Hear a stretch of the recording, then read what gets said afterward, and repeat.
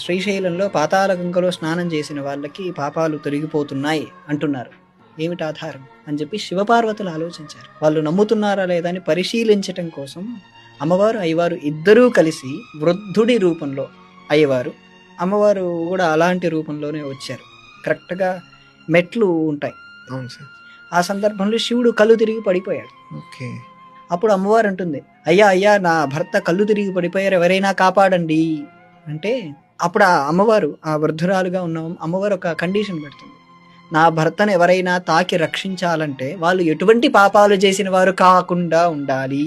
Okay. అటువంటి condition పెడుతుంది అమ్మవారు. అప్పుడు అందరూ ఎవరూ ముట్టుకోవడానికి రావట్లేదు.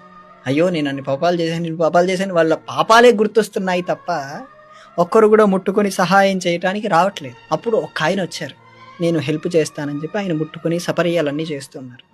చేస్తుంటే, అయ్యా నీకు నువ్వేం పాపాలు చేయలేదంటే, చేశాను, ఇప్పుడే స్నానం చేశాను, పూర్తిగా తొలగిపోయాయి, పాతాళ గంగలో స్నానం ఆచరించాను, నేను ఆచరించాను, ఆ పూర్తి స్థాయి పాపాలు పోయాయి. ఓకే. అప్పుడు శివుడు వారికి దర్శనం ఇచ్చారు. వాళ్ళిద్దరికి శివుడు మళ్ళీ తన రూపాన్ని మార్చుకున్నారు. అలా మన నమ్మకం అద్భుతంగా ఉండాలి, విశ్వాసం పూర్తి స్థాయిలో ఉండాలి.